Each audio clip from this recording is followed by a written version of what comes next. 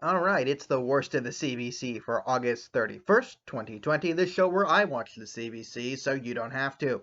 Now, I know we haven't done this segment in a while because I said no CBC during the pandemic because it was just the same thing over and over and over and over again. But as you can tell, I'm not in a regular location up north for the weekend, watching the CBC with some family to get our nightly news fix. And it's interesting watching something be so obviously fake news, like so obvious, where it's clearly contradicting itself as it's going along, walking with people who just don't see the same thing you do, and very intelligent people at that. I might be biased on that, but I think they're quite qualified. So, what I want to kind of focus on is how terribly the CBC covered the shooting of what they call someone affiliated with Trump supporting groups in Portland. Okay, so do you guys remember last week uh, when the background of Jacob Blake just didn't matter? Nothing mattered. His background didn't matter, and the background of the people shot by Kyle Rittenhouse, it didn't matter. Didn't matter what they said or did. That's irrelevant. Now that's nonsense. It's clearly relevant. Now I will say, the victim of the shooting of Portland, his background and what groups he might be affiliated with, matter, right? Because you had two different groups clashing. It mattered what his background is. But the way CBC, and this was the national, that last night was by Ian Hennemansing. I'm Ian Hennemansing, and this is a standard news reporter's voice. And the segment was done by Katie Simpson, who was the one who was in charge of smearing Andrew Scheer, some sort of like, he's going to take the abortions away from your gays. Get him. Ah! So the way they framed it is, one, the affiliations of the shooter were never talked about, right? So remember last week when the affiliations of Kyle Rittenhouse and everything he ever said and did was of the utmost importance? No, it is important what Kyle Rittenhouse was affiliated with.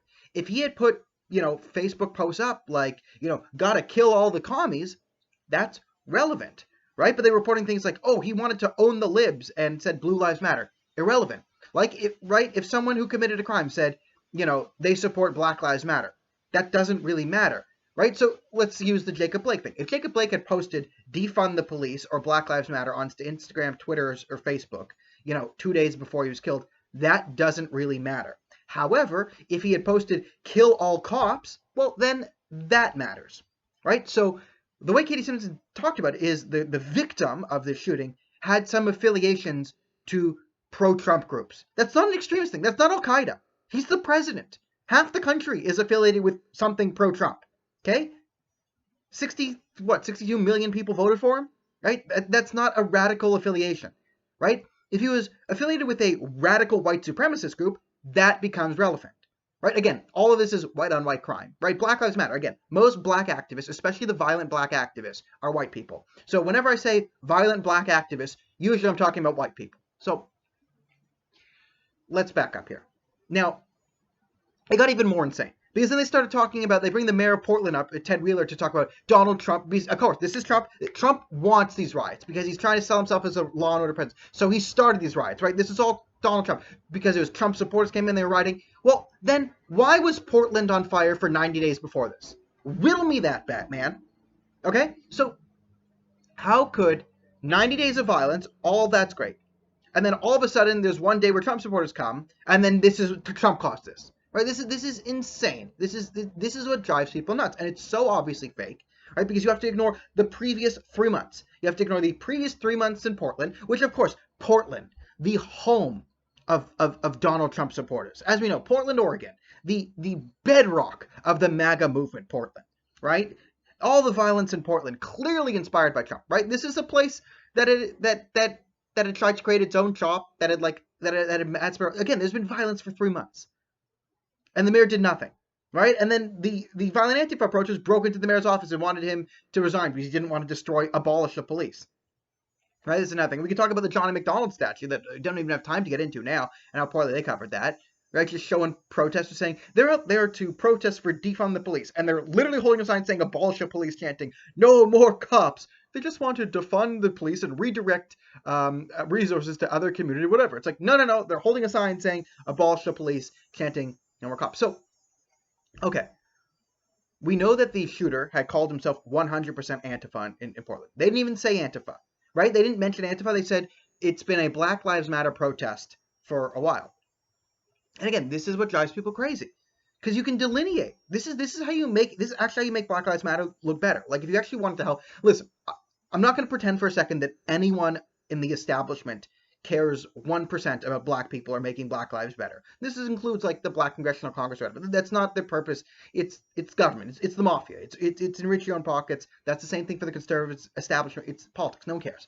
Okay. But if you wanted to make Black Lives Matter look better, which I know no one really does because it's just the world we live in. But if you want to do that, you would delineate that there's Black Lives Matter protests, but then there's also this group called Antifa, and Antifa is the radicals. And this shooter, he was Antifa, not Black Lives Matter, right? But when you just throw them in the same thing, right, as everyone on the right wants to do, is just lump Black Lives Matter, Antifa, and all these radical movements together, say they're violent and radical, right?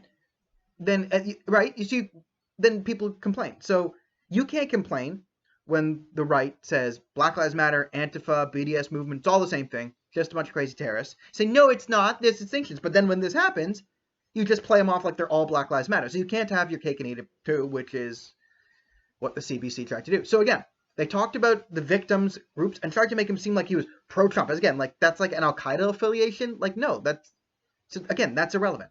And it is absolutely relevant what type of groups people involved in this type of violence are, right? It's relevant what type of groups Kyle Rittenhouse might have been a part of and what his political views are towards violence. Now, if they're all pretty tame, if he had just said Blue Lives Matter or Black Lives Matter, that's not worth talking about. If he said kill all the Antifa people, if he was posting about, killing commies, then that matters, right? If the people who attacked him, again, the victims, it matters what their affiliations are. If they just saying, Black Lives Matter, doesn't matter. If they said we need to kill all fascists, kill all Trump supporters, then it matters. Right? If they said they're part of Antifa, it matters. These things matter. Right? So last week, you couldn't talk about the victim or any of their background because that's so evil. Right? But then this week, it's all we can talk about, and we can't even talk about the background of the shooter, who was openly 100% Antifa his own thing. So what does this get on the Rosemary Barden scale? This is a solid 10 out of 10 on the Rosemary Barden scale for bias. And, hopefully we'll have some more CBC videos coming back in, but it just drains your soul too hard to do it. So thanks so much for watching today, and I'll try and get back tomorrow if I have time.